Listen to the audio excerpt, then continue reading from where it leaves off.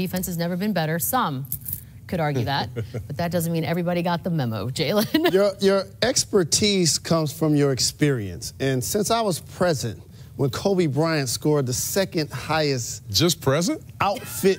Yeah, I was present. I got a front row seat. I got paid to play, wore shorts and everything. Here's the class of 81 for Friday, March 1st. Really? And we're going to start it with LeBron James. That's a first. Chauncey, how about this? It's one thing to leave your man wide open. It's another thing to blame your teammates. He literally tell them you got to guard him. Look, watch this, Chauncey. Look, watch what he do, look. Like, why you ain't get him? Look, like, seriously? This is going to be the only year I coach this guy.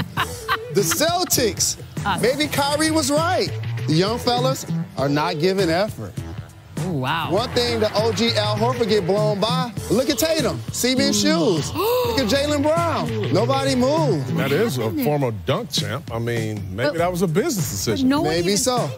Landry Shamet. You know the NFL Combine is this week, Chauncey. And that's why he starts to run his 40-yard dash here. Check him out as Donovan goes into the bag. Oh, he was trying, Jalen. Bang, bang, bang. He tried, though. He tried. Well, at least Murray's 5'10". Who's mad? What match? Corey Brewer. I'm happy to see the fella back in the league. It's hard to stop Giannis. It's even harder when you take your eyes off of him. Come on, Pookie. Come on, you can't do an eye joke right now. That's my math teacher right there, man. That's not right. Out of sight, out of mind. Out of sight, out of mind. Here we got CP3, one of the best defenders in the game. There is such a thing, however, to too much defense. Look what he do to this OG at the front row. Look, he took the ball from him, Come on, CP. You got to do that on the road, not at home. You can't do that to the elderly fella that's sitting front row at your game. Paid a lot of Look, money he was for showing that. his wife that he had the game ball. Man, he just snatched it away from him. Didn't even look twice. Russell Westbrook was nicer to the kid that touched him. Well, because it was a teaching moment. It was a really nice teaching moment for everybody involved. By the way, if you see any of these type moments, be sure to tweet at Jalen. That was a good tape. Class of 81. Yeah, you had Chris Paul and LeBron James. How about that? Yeah, that was not equal opportunity. If you cannot get enough of stats and basketball, who can't? Bucks-Lakers game in a totally different way will be on ESPN3 in the app. On screen, real-time graphics, courtesy of sports analytics company Second Spectrum. Full court press broadcast. It's going to have Tom Thibodeau, Zach Lowe, and Kurt Goldsberry. Learn something. And the only thing defensive about the Lakers right now is the fans talking about the playoffs. Coming up next, we see how deep Lakers concerns are with a little court vision. Management is now the new DMP rest. And then we learned that once Anthony Davis was not traded from the Pelicans, he's now going to play 20-25 minutes. But nothing in the fourth quarter, and it just feels a little odd, and some people are not happy about it, Jalen. Talk to me. I'm one of those people, and I'm here to tell you the thing about Anthony Davis and his trade demand. It was a pebble in the windshield. It created a small crack at first, and that first crack was to the Pelicans organization. Pelicans are 5-8 since the trade request. Before the trade request, he was scoring 29.3 points per game while averaging 37 minutes. After the trade request, scoring 17 points while averaging 22 minutes per game. Why is he playing in the fourth quarters? I don't know. This team was actually still in the playoff hunt. Right. Somewhat before that trade request. Not so much anymore. The windshield cracks have spread all the way to Vegas, too. What do I mean by that? They're unpredictable. The Pelicans are 6-0 versus the spread when Davis does not play. Hold up. Are you feeling bad for Vegas right now? But they're 2-4 when he does play. How about that? They've been an underdog, by the way, 70% of the time. Yeah, I buy that. So they've really been struggling. Let's talk about the once proud Lakers and the impact that it's had on their fractured situation. The trade packages were leaked, and all of the young players knew that locker room turmoil could be an issue, and it's become an issue so much so, Beads, they're 4-7 since the request. They can't stop teams from scoring in the paint. And the Lakers now seem so thirsty that they're giving Anthony Davis a standing ovation, Mr. Big Shot. And he's not even a free agent this summer. Thirsty, huh? This reminds me of the team that put up a billboard for Dwight Howard. I just really don't recognize it at this point. So that's the thing about one Anthony Davis. So the Lakers didn't get Anthony Davis. LeBron James, the trade deadline survivors, scraping things out with a win against the Pelicans on Wednesday, as you talked about. As we sit here, they're 3 games out of the playoff with 21 to play. If LeBron's worried, ain't showing it at practice. This is shoot around today. Dance, and the world dances with you, doesn't it? The next 6 games bring a challenge for this team, close to get anywhere near 8th, actually. They're only favored to win 3 of the 6. They only have a 1.5% chance of winning all 6 games. The Lakers being thirsty is my favorite part of all of that right there. I want to ask you, Chauncey, as far as the Lakers' defensive problems, and I know Paul made a little crack at it earlier, and we've mentioned it a lot, as has every other basketball show in the country. What is going on? Is it fixable? Tell us. You know, the one thing that you can always control as a player, I don't care what level you're on, is just your effort. I'm just not seeing any effort there. I mean, I'm really not. I mean, and it's from everybody. It's from the leader, the king, LeBron, all the way down. It's been no effort. It's no communication on the defensive end. And most of all, there's no pride. There's no pride on that defensive end. And we're going to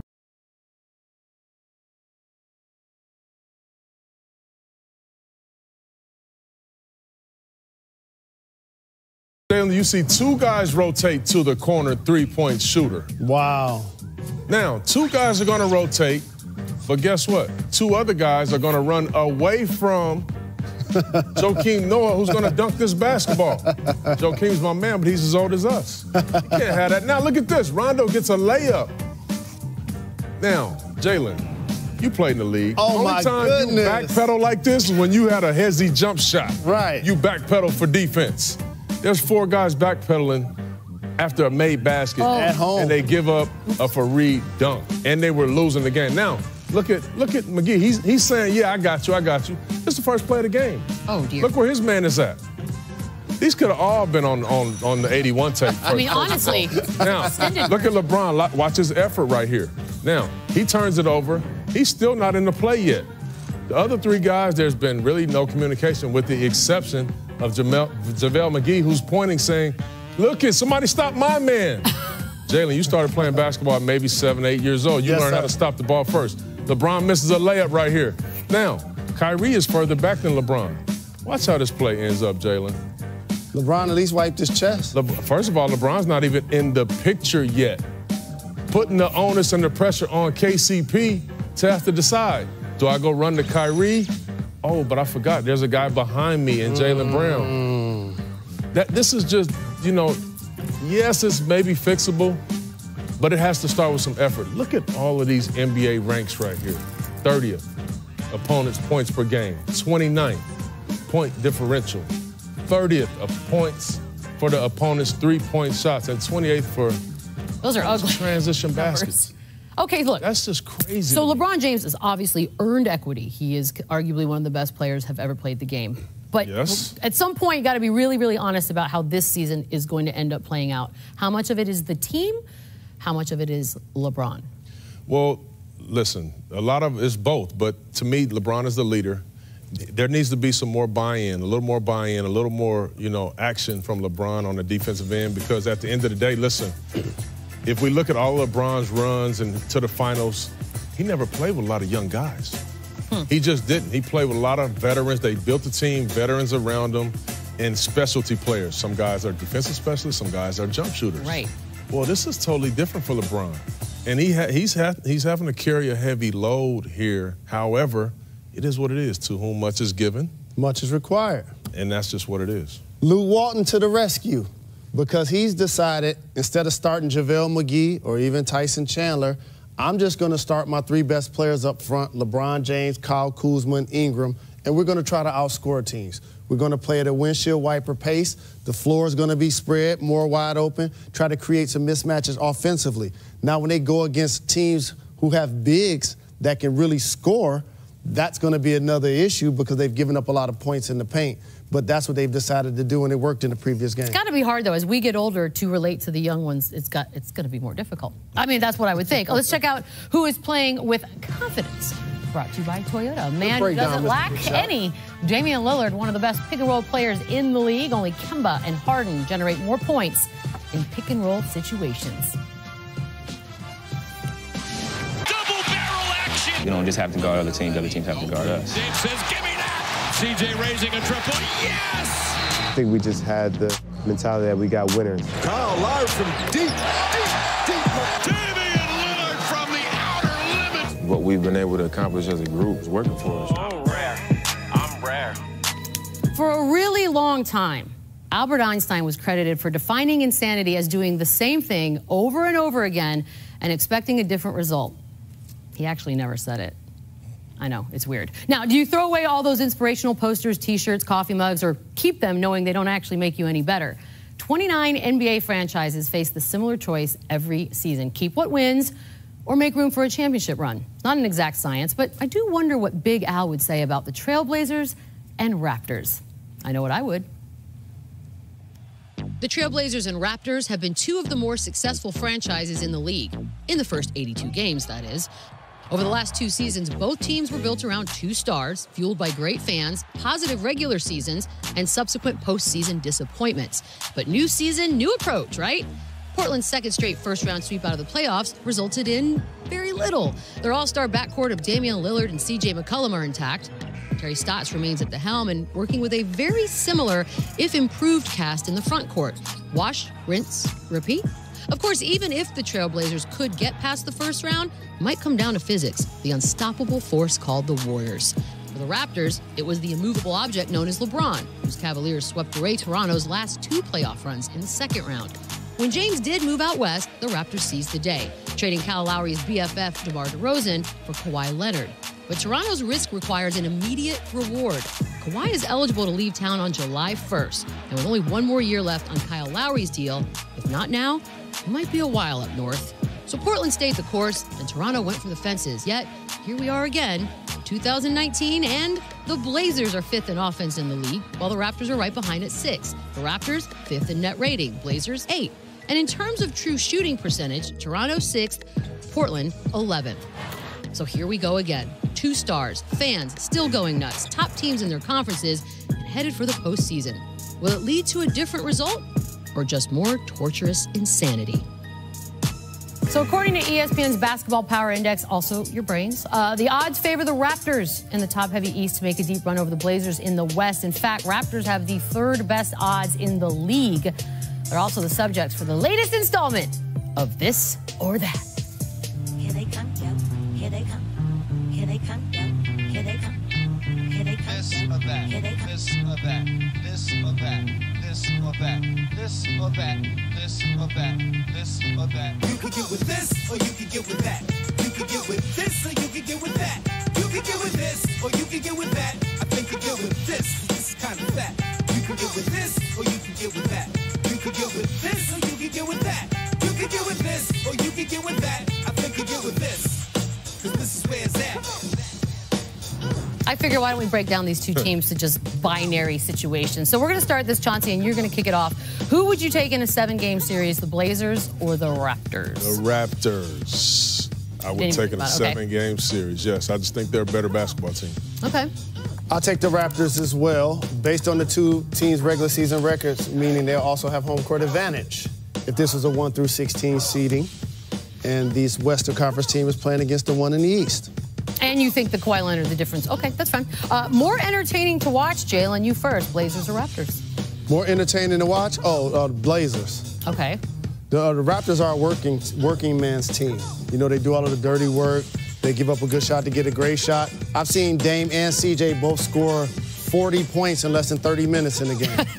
I'll take the Raptors. I knew you would. Guess why? Blue collar Defense. friend. Blue Yeah. They play defense. They share the basketball a little better. Yeah, but when they come on it, They have a guy like Siakam who is emerging that nobody really knew about, but he's balling. Yep. Maybe the most improved player. I'm going with the Raptors. I stay up too many nights to watch brand. the Blazers at 10:30 Eastern. I need to see them score. Chauncey, player you build a team around, Kawhi or Dame? I would say Dame. I would say Dame, even though y'all know my affinity with Kawhi and Dame. But this is a point guards league at the moment. I think Dame Lillard, just his leadership qualities that he has, that he's continued to build over the years. I would say if I had to build one of those 2 guys, I would say Dame Lillard. You know how much I love Dame, but the answer to this has to be Kawhi Leonard. Because while it's a guard-driven league, when the NBA Finals come and the trophy gets passed out, usually that team has a really productive wing, like LeBron James, Kevin Durant. Andre Iguodala won Finals MVP for the Golden State Warriors. I need somebody like Kawhi that can try to slow those guys down and do work on the other end. All right, Chauncey, better duo, Lillard and McCollum or Leonard and Lowry? Ooh, this is tough. I will take Kyle and Kawhi. Okay. They're both two totally different positions. You can't mesh the two. Both duos have great synergy, but I'm going to go with those two guys. I think defensively, you're living a little better on that end. He keeps saying defense. You love defense so much. You got a championship winning defense, didn't you? I did. Right, I see. But you just picked. So you just picked Dame over Lillard. So that means you're taking Lowry over CJ? Dame over Lillard? You took Dame over Kawhi. To build a team. To build a team. So that means you're taking Lowry over CJ? What I tried to explain was that CJ and Dame are almost kind of similar. Almost kind of similar. You know what? We'll end that one there. I'm going with Portland. Better nickname. Rip City or the 6? Rip City is Rip Hamilton, first of all. Okay, well, I don't know why you're saying I'll take the 6. Okay, is it because the other That's Rip Hamilton. That's fine. Jalen. I'm going with the 6 too because Drake coined it and gave it a cool factor, and I see him sitting courtside to enjoy his Raptors while he gets a chance to. You have never sounded older in your entire. You just went, well, Drake said it, so I think that's the best. Yeah. I'm done with you. He gave it a little cool factor. Ooh, childhood. Okay, Jalen. Clyde Drexler or Vince Carter? Ooh. That one's good. That one's Clyde I think. Drexler or Vince Carter? I got to think out loud. Clyde broke my heart when I was a kid, so I don't know. That's your answer. I'm sure Clyde broke a lot of hearts, by the way. You know what? Vince is my former teammate, but I'm going to have to get Clyde the edge because he helped lead his team to the NBA Finals. Vince was better teams. not able to do so.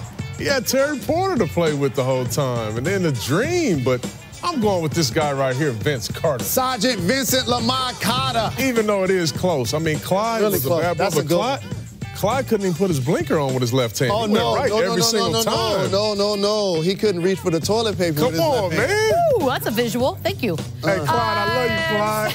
I love you, Clyde. Love you, OG. Commissioner of the Big Three, that's Clyde. my man. UFC, shout out to Bill Wolf and Amina Hussein. I love our show. From Vegas.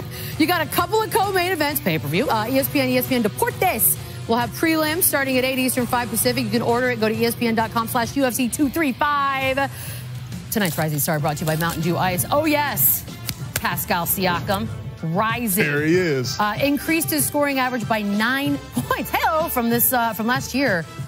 That kid's having a moment.